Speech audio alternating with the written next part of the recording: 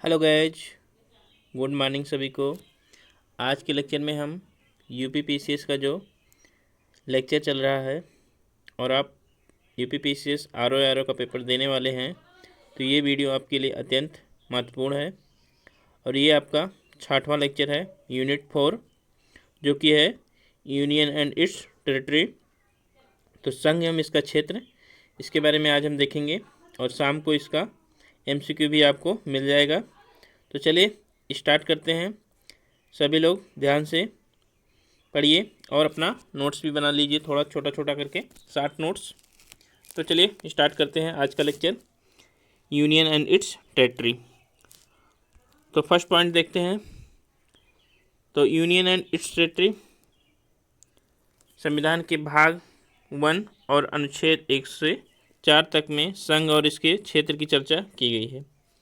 तो भाग 1 में पहला पॉइंट है और अनुच्छेद 1 से लेकर 4 तक में किसका वर्णन है? संघ एवं इसका क्षेत्र। आगे देख लेते हैं क्वेश्चन पॉइंट नंबर 2 कि अनुच्छेद 1 में क्या कहा गया है। इसके बाद हम 1 से लेकर 4 तक के अनुच्छेद के बारे में जानेंगे। तो अनुच्छेद 1 में क्या कहा गया है कि भारत या इंडिया यानी कि भारत बजाय राज्यों के समूह के, राज्यों का क्या है? संघ है।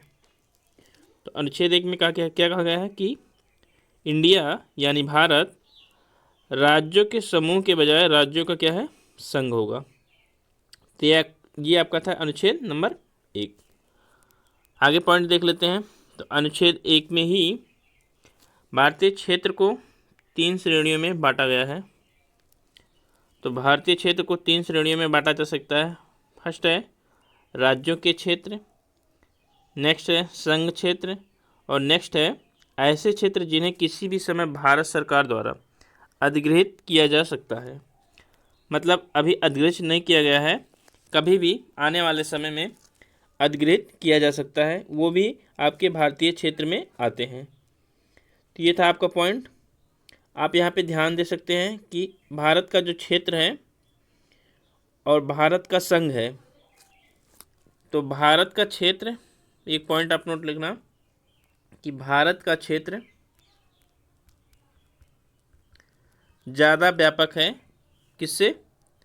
भारत के संघ से। तो ये पॉइंट इंपॉर्टेंट है क्योंकि भारत के क्षेत्र में राज्यों के भी क्षेत्र आएंगे, संघ क्षेत्र भी आएंगे और वह क्षेत्र भी आएंगे जो अभी भारत के हिस्से नहीं हैं, लेकिन सरकार उसको अधिगृहित कर सकती है। तो भारत का क्षेत्र ज़्यादा व्यापक है किसके? भारत के संघ से। भारत के संघ में ओनली राज्य शामिल होते हैं। तो ये पॉइंट आपको ध्यान में रखना है। आगे देख लेते हैं। तो वर्तमान में भारत में कुल 28 राज्य हैं, 8 केंद्र शासित प्रदेश हैं, इसको भी आपको ध्यान में रखना है। चलिए अब अनुच्छेद 2 के बारे में देखते हैं कि अनुच्छेद 2 में क्या प्रावधान है। तो अनुच्छेद 2 में क्या कहा गया है कि संसद को यह शक्ति दी गई है, किसको? संसद को, कि संसद विधि द्वारा ऐसे निबंधों एवं शर्तों पर जो ठीक समझे संघ के नए राज्य का प्रवेश और उसकी स्थापना कर सकेगी। इसका मतलब है कि अनुच्छेद 2 में संसद को यह शक्ति दी गई है कि संसद नए राज्यों के प्रवेश और गठन का प्रावधान कर सकती है। तो ये था। इसी प्रकार संसद के पास 2 शक्तियाँ हैं, क्या क्या हैं कि नए राज्य को भारत के संघ में शामिल करना, तो संसद कर सकती है। ये कौन कर सकता है? संसद। यहाँ पे ध्यान में रखना है आपको, संसद। और नए राज्यों का गठन करने की शक्ति किसके पास है? संसद का। तो नए राज्य को शामिल करना है या उसका प्रवेश गठन करना है तो किससे होगा? आर्टिकल नंबर 2 से होगा। और कौन करेगा? तो संसद करेगा। ये बात आपको ध्यान में रखना है। आगे देखते हैं आर्टिकल नंबर 3। तो आर्टिकल नंबर 3 क्या कहता है? अनुच्छेद 3 संसद को अधिगृहित करता है कि वह क्या कर सकता है, तो उसके बारे में है। तो अनुच्छेद 3 में क्या कर सकता है? तो संसद किसी राज्य के क्षेत्र को बढ़ा सकता है। संसद का यह अधिकार है कि वह किसी राज्य के क्षेत्र को क्या करे? बढ़ा सकता है। किसी राज्य के क्षेत्र को घटा सकता है, छोटा कर सकता है, और किसी राज्य की सीमा में परिवर्तन कर सकता है, और किसी राज्य का नाम भी परिवर्तित कर सकता है। तो ये पॉइंट आपको ध्यान में रखना है कि ये आर्टिकल 3 के तहत मेंशन है कि संसद क्या क्या कर सकता है। लेकिन एक पॉइंट है, नोट्स जो है तो उसके बारे में देख लेते हैं कि पॉइंट क्या है। हालांकि इस संबंध में अनुच्छेद 3 में 2 शर्तों का उल्लेख किया गया है। पहला क्या है? पहला, उपरोक्त परिवर्तन से संबंधित कोई भी अध्यादेश राष्ट्रपति की पूर्व मंजूरी के बाद ही संसद में पेश किया जा सकता है। इसका मतलब क्या है कि राष्ट्रपति की पूर्व मंजूरी, तो कोई भी चीज़ आप चेंज करना चाहते हैं, नाम में परिवर्तित करना चाहते हैं, सीमा में परिवर्तित करना चाहते हैं, तो अध्यादेश के पहले आपको राष्ट्रपति की पूर्व मंजूरी लेना पड़ेगा, फिर संसद में पेश किया जाएगा। तो इसका ये मतलब है। दूसरा पॉइंट क्या है? दूसरा है, संस्तुति से पूर्व राष्ट्रपति उस अध्यादेश को क्या करेगा? संबंधित राज्य के पास, संबंधित राज्य के विधानमंडल के पास, जैसे किसी राज्य की सीमा में चेंज करना है, किसी राज्य का नेम चेंज करना है, किसी राज्य की सीमा को बढ़ाना है, तो क्या करना पड़ेगा? तो राष्ट्रपति उस अध्यादेश को संबंधित राज्य के विधानमंडल का मत जानने के लिए, अब वो मत राष्ट्रपति जी माने या ना माने, संसद उसको स्वीकार करे या ना करे, ये संसद पर डिपेंड करता है। उसमें राज्य विधानमंडल का कोई योगदान नहीं है। तो सिर्फ क्या करता है? मत जानने के लिए भेजा जाता है। लेकिन राष्ट्रपति या संसद राज्य विधानमंडल के मत को मानने के लिए क्या है? बाध्य नहीं है। वो उसको स्वीकार भी कर सकते हैं और अस्वीकार भी कर सकती है। ये किस पर डिपेंड करता है? तो आपके संसद यानी कि राष्ट्रपति या संसद को डिपेंड करता है कि उसको स्वीकार करे या ना करे। तो ये आपका था आर्टिकल नंबर 3 के बारे में। इसीलिए भारत को क्या कहा जाता है कि भारत क्या है? एक अविभाज्य राज्यों का, भारत क्या है? अविभाज्य संघ का विभाज्य, मतलब विभाज्य राज्य विभाज्य हो सकते हैं लेकिन संघ विभाज्य नहीं हो सकता है। तो राज्य को इधर से उधर किया जा सकता है, राज्य के नाम में परिवर्तन किया जा सकता है। ठीक, तो चलिए आर्टिकल नंबर 4 देख लेते हैं। आर्टिकल नंबर 4 में कहा गया है कि अनुच्छेद 4 के अनुसार अनुच्छेद 2 और अनुच्छेद 3 में किए गए परिवर्तन को संविधान के अनुच्छेद 368 के तहत संशोधन नहीं माना जाएगा। मतलब जो अनुच्छेद 368 के तहत संशोधन किया जाता है उसको इसके तहत नहीं किया जाएगा। इसको किसके तहत किया जाएगा? तो संसद इसको सामान्य बहुमत, जिसे साधारण बहुमत कहते हैं, इसके जरिए करती है, ना कि विशेष बहुमत या अनुच्छेद 368 के तहत। तो ये आर्टिकल जो होते हैं 1 से लेकर 4 तक में, तो ये साधारण बहुमत से इसको पारित कर दिया जाता है। तो ये था एक पॉइंट आर्टिकल नंबर 4 में। आगे देख लेते हैं केंद्र शासित प्रदेशों और राज्यों का उद्भव। तो केंद्र शासित प्रदेशों एवं राज्यों का उद्भव कैसे हुआ उसको देखते हैं। तो ये पॉइंट है आपका कि भारतीय स्वतंत्रता अधिनियम 1947 के अंतर्गत स्वतंत्र एवं पृथक संप्रभु वाले देश कौन? भारत और पाकिस्तान का निर्माण किया गया और देशी रियासतों को 3 विकल्प दिए गए। वो कौन से विकल्प थे? कि आप भारत में शामिल होना चाहते हैं तो भारत में शामिल हो, पाकिस्तान में शामिल होना चाहते हैं तो पाकिस्तान में शामिल हो, यदि आप स्वतंत्र होना चाहते हैं, मतलब किसी में शामिल नहीं होना चाहते, आप सब स्वयं स्वतंत्र होना चाहते हैं, तो आप स्वतंत्र रह सकते हैं। लेकिन क्या हुआ आगे देख लेते हैं। तो इसका परिणाम क्या हुआ उसके बारे में देख लेते हैं। तो 552 देशी रियासतों में से 449 ने तो भारत में शरण ले लिया, भारत में शामिल हो गए। बचे आपके कितने? 52, तो बचे आपके पास 3, जिनमें से हैदराबाद, जूनागढ़ और कश्मीर। हैदराबाद, जूनागढ़ और कश्मीर में कश्मीर ने भारत में शामिल होने से क्या कर दिया? इनकार कर दिया। तो इन्होंने भारत में शामिल होने से इनकार कर दिया। यदि कुछ समय के बाद भी इन्हें यद्यपि, तो यहाँ पर यदि नहीं होगा, यद्यपि होगा। तो यद्यपि कुछ समय के बाद इन्हें भी भारत में शामिल कर लिया गया। कैसे शामिल किया गया उसके बारे में देखते हैं।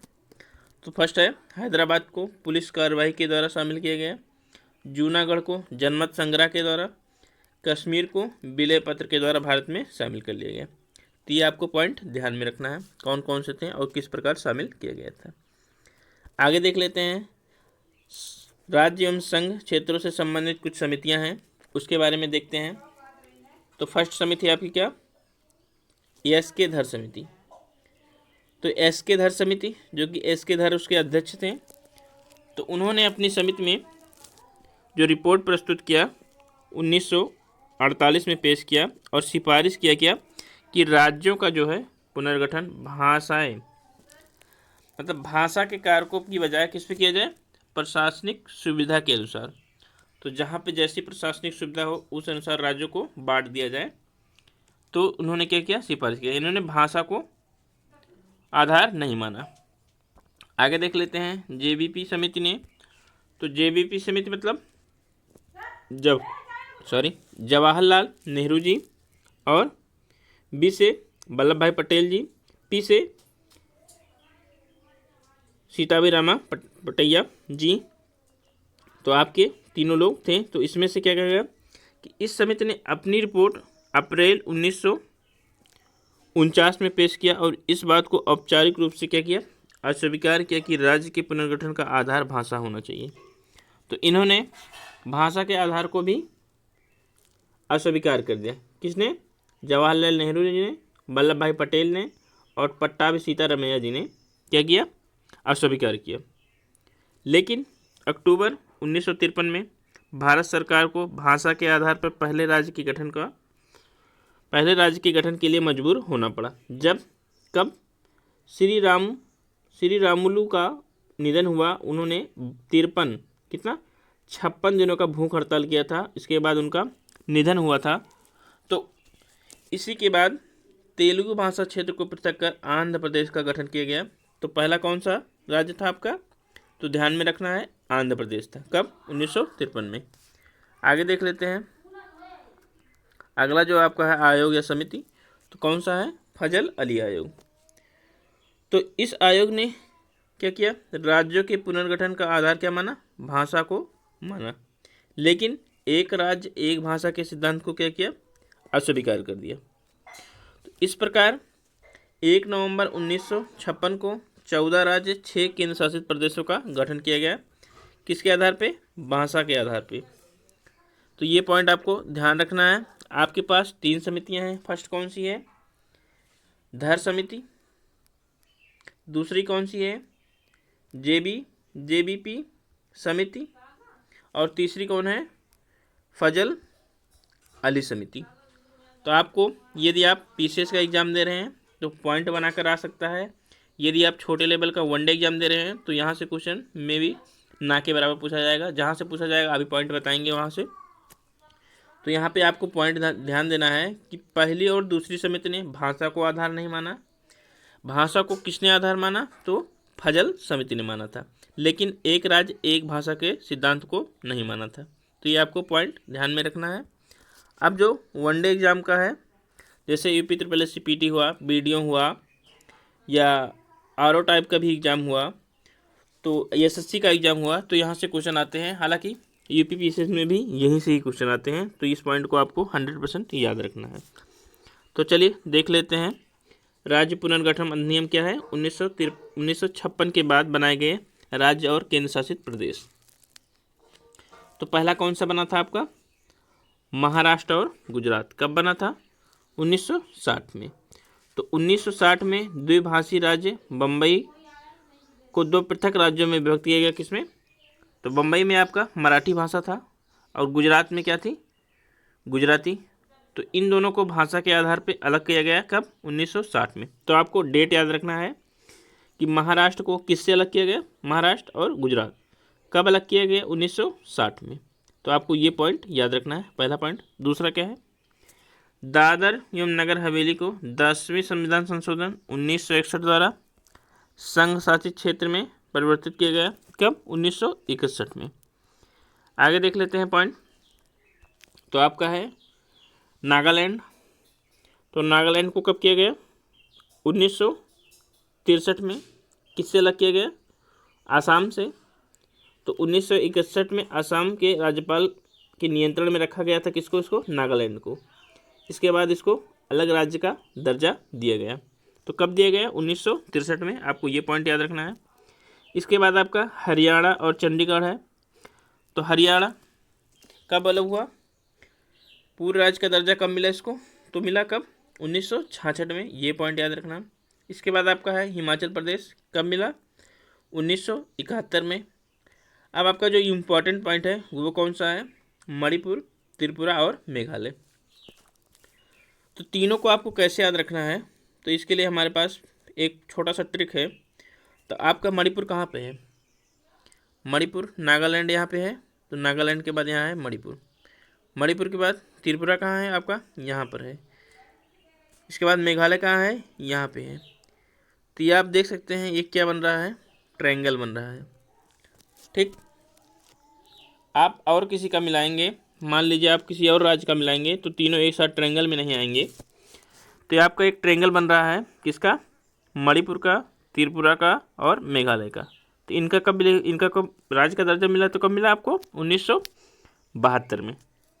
ठीक है, आगे देख लेते हैं सिक्किम को 36वें संविधान संशोधन, कौन से संविधान संशोधन, 36 में। तो 36वें संविधान संशोधन 1975 के द्वारा पूर्ण राज्य का दर्जा दिया गया, किसको, सिक्किम को। इसके बाद आपका मिजोरम, अरुणाचल प्रदेश और गोवा को कब मिला, 1987 में। और छत्तीसगढ़, उत्तर प्रदेश और झारखंड को।